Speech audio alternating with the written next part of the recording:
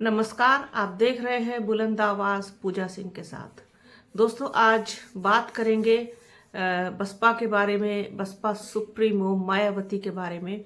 जैसा कि आप लोगों ने थंबनेल में देख लिया है कि समझ से परे है बसपा सुप्रीमो मायावती और उनकी राजनीति।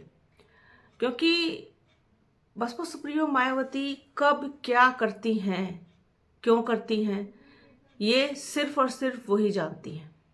इसका अंदाज़ा, इसकी भनक कोई दूसरा लगा भी नहीं सकता। अभी आपने देखा कि जिस तरीके से उन्होंने प्रेस कॉन्फ्रेंस में कांग्रेस और समाजवादी पार्टी को घेरा संभल हिंसा के मामले पर, और इससे पहले भी कांग्रेस और समाजवादी पार्टी पर जमकर निशाना साधती रही है बसपा सुप्रीमो मायावती। उस दिन भी संभल हिंसा पर कांग्रेस को खूब सुनाया, इससे पहले तमाम मुद्दों पर कांग्रेस को खूब सुनाया। लेकिन आज जिस तरीके से उन्होंने सोनिया गांधी को जन्मदिन की बधाई दी, अपने सोशल मीडिया हैंडल एक्स पर लिखा, और इसके बाद आकाश आनंद ने उनकी पोस्ट को रीपोस्ट किया है। अपनी तरफ से कुछ नहीं लिखा है, लेकिन बसपा सुप्रीमो मायावती की पोस्ट को रीपोस्ट कर दिया है एक्स पर। क्या लिखा है उन्होंने, पहले वो बताते हैं, फिर आगे की बात बाद में करेंगे। वो लिखती हैं कि कांग्रेस पार्टी संसदीय दल की प्रमुख व पूर्व कांग्रेस अध्यक्ष श्रीमती सोनिया गांधी जी को आज उनके जन्मदिन की दिली मुबारकबाद एवं उनके बेहतर स्वास्थ्य के साथ लंबी उम्र की शुभकामनाएं। उनके परिवार के सदस्यों व अनुयायियों को भी आज के दिन की हार्दिक बधाई। ये लिखा है बसपा सुप्रीमो मायावती ने एक्स पर। सोनिया गांधी को उनके जन्मदिन की बधाई दी है अपने ही अंदाज में। जबकि कोई ऐसा मुद्दा, कोई ऐसा सब्जेक्ट, कोई ऐसा टॉपिक मेरे ख्याल से होता हो जिस पर बसपा सुप्रीमो मायावती सरकार के साथ साथ विपक्ष पर भी जमकर हमला ना बोलती हो। वो जब सबको एक लपेटे में लेती हैं तो वो फिर ना कांग्रेस छूटती है उनसे, और ना समाजवादी पार्टी, और ना आज़ाद समाज पार्टी, और कोई भी पार्टी हो, यहाँ तक कि खुद सरकार भारतीय जनता पार्टी। अब आप ये देखिए कि जिस तरीके से बसपा सुप्रीमो मायावती और बसपा के बारे में लोग लिखते हैं, यदि हम उनके फेवर की बात करते हैं तो हमको ही ट्रोल किया जाता है साथ में कि आप लोग जो है सिर्फ बसपा की खबरें दिखाते हैं और बसपा में अब कुछ नहीं है, बसपा ख़त्म हो चुकी है, बसपा सुप्रीमो मायावती कुछ नहीं कर रही हैं, वो कुछ नहीं कर सकती हैं। आकाश आनंद को भी वो आगे नहीं आने देना चाहती हैं, और आकाश आनंद को भी वो फ्री हैंड नहीं देना चाहती हैं। इस तरीके से बसपा को शून्य मिलेगा, बसपा ख़त्म हो गई है, धीरे धीरे गर्त में जा रही है, इस तरीके की तमाम जो है वो बातें सामने आती हैं और कमेंट्स भी सामने आते हैं। हाँ, अब एक चीज़ बताइए कि राष्ट्रीय स्तर की पार्टी है, हालांकि उसके राष्ट्रीय स्तर के होने पर भी खतरे का निशान मंडरा रहा है, लेकिन कैडर बेस्ड पार्टी का क्या इतनी जल्दी ख़त्म हो जाना, यूं ही ख़त्म हो जाना मुमकिन है? जब तक उसके समर्थक हैं, जब तक उसके वोटर्स हैं, तब तक ये चीज़ असंभव सी लगती है। साथ ही साथ बसपा सुप्रीमो मायावती गेंद हमेशा दूसरे के पाले में डालती हैं, गेंद को हमेशा दूसरे के पाले में सरका देती हैं वो, जिससे कि विकल्प उनके पास हमेशा खुले रहें। आप लोगों ने नोटिस किया होगा एक चीज़ कि जब लोकसभा का चुनाव था उससे पहले भी उन्होंने विकल्प खुले रखने की बात कही थी। तो आलोचना अपनी जगह पर है और विकल्प जो होते हैं वो अपनी जगह पर है। कब कहाँ किसकी ज़रूरत किसको पड़ जाए वाली बात आप लोगों को याद होगी। ये कहा था बसपा सुप्रीमो मायावती ने अपनी प्रेस कॉन्फ्रेंस में ही कहा था। तो उसी आइडियोलॉजी पर और उसी रास्ते पर बसपा सुप्रीमो चलना पसंद करती हैं, ऐसा मुझे लगता है, क्योंकि वो विकल्प रखना चाहती हैं, अपने पास विकल्प खोल करके रखना चाहती हैं। चाहे वो कांग्रेस हो, और मुझे समाजवादी पार्टी से ज़्यादा कहीं ज़्यादा नज़दीकियाँ उनकी कांग्रेस में नज़र आती हैं, कांग्रेस में दिखाई देती हैं, संभावनाएं भी दिखाई देती हैं।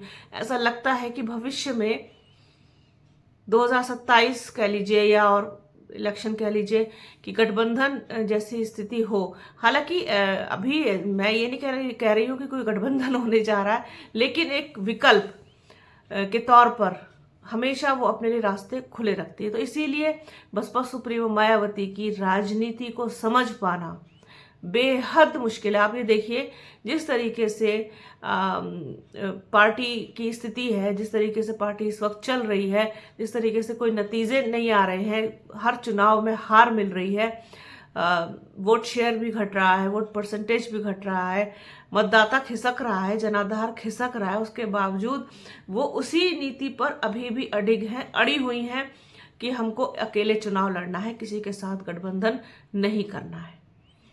तो ये भी कोई ना कोई उनकी रणनीति का हिस्सा हो सकता है कि भले ही हमें कितना भी नुकसान उठाना पड़े, लेकिन हम अपने आदर्शों से, अपने नैतिक मूल्यों के साथ हम समझौता नहीं करेंगे, चाहे कुछ भी हो जाए।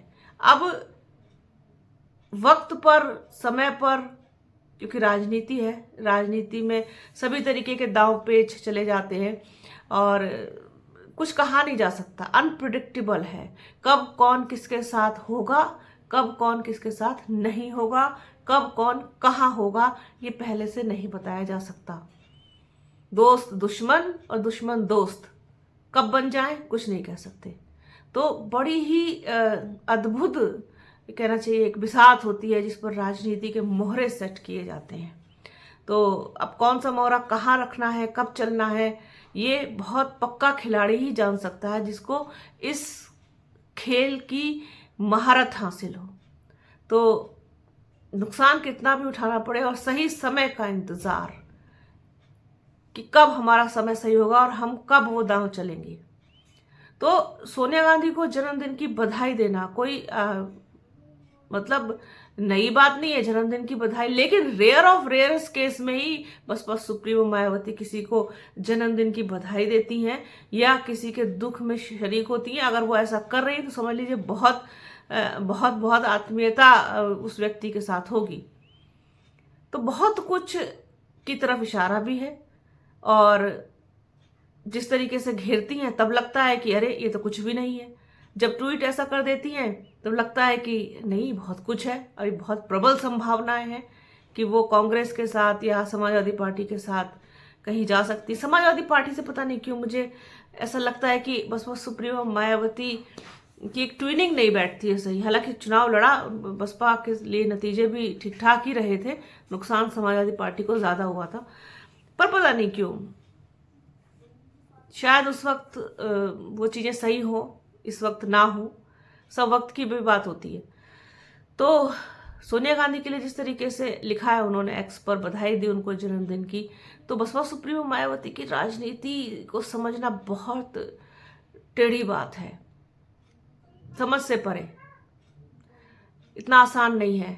उनको, उनकी चाल को, उनके स्टेप्स को और उनकी रणनीति को समझना समझ से परे। जिस तरीके से मैं आज तक नहीं समझ पाई कि उन्होंने लोकसभा के बीच चुनाव से आकाश आनंद को क्यों हटाया था। अच्छे नहीं समझ पाए, कयास सब लगाते रहे कि इसी वजह से हटाया, इसलिए हटाया, डर गई, ये हो गया, वो हो गया, आकाश पे मुकदमे ना लग जाए इसलिए हटा दिया। पर क्यों हटाया था असल वजह कोई नहीं जानता, किसी को नहीं पता। फिर वापस लेके आई उसको, फिर उनको सॉरी, तो ये भी नहीं पता कि क्यों। फिर हरियाणा में फ्री हैंड दे दिया, फिर एकदम से रोक दिया, तो कुछ नहीं कहा जा सकता। वो क्या सोच रही है सिर्फ वही जानती हैं, उनके दिल और दिमाग में क्या चल रहा है ये सिर्फ और सिर्फ बस सुप्रीमो मायावती के अलावा किसी दूसरे व्यक्ति को, उनकी परछाई को भी नहीं पता होगा। तो सिर्फ बसपा के बारे में, बसपा सुप्रीमो मायावती के बारे में लोग कयास ही लगा सकते हैं, पुख्ता तौर पर कुछ नहीं कहा जा सकता। वो जिस दिन बोल देती हैं वो वही दिन सच है, वही दिन सच्चाई है। बाकी खत्म हो गई, चली गई, कुछ नहीं है। बसपा सुप्रीमो मायावती पर ही इल्जाम डाल देते हैं लोग कि बसपा सुप्रीमो मायावती ने ही बसपा को खत्म कर दिया, यहाँ तक ले आई उसको इस तरीके से। तो इस सब चीज़ों से कोई फर्क नहीं पड़ता उनको, कहने वाले तो बहुत कुछ कहा करते हैं। तो ऐसा होता भी नहीं है, इतना आसान नहीं है ये सब होना, जब तक बसपा के समर्थक बसपा के साथ हैं। तो ये जो एक्स पर पोस्ट है, ये पोस्ट बहुत कुछ इशारा भी कर रही है। अब क्या इशारा कर रही है तो आने वाला समय बताएगा। तो सोचा इसको अपने दर्शकों के साथ थोड़ा सा डिस्कस किया जाए, तो वही आप लोगों के साथ किया। तो बने रहिए हमारे चैनल के साथ। हमारे चैनल को लाइक कीजिए, शेयर कीजिए, सब्सक्राइब कीजिए, बेल आइकन घंटी जैसी आकृति प्लीज़ ज़रूर दबाइएगा, जिससे कि वीडियो का नोटिफिकेशन आपको मिल सके। वीडियो को पूरा देखिएगा, ज़्यादा से ज़्यादा शेयर कीजिएगा। अपना और अपनों का बहुत ख्याल रखिए। जल्द मिलूंगी आपसे एक नए वीडियो में, एक नए मुद्दे के साथ, एक नई चर्चा में। तब तक के लिए जय हिंद।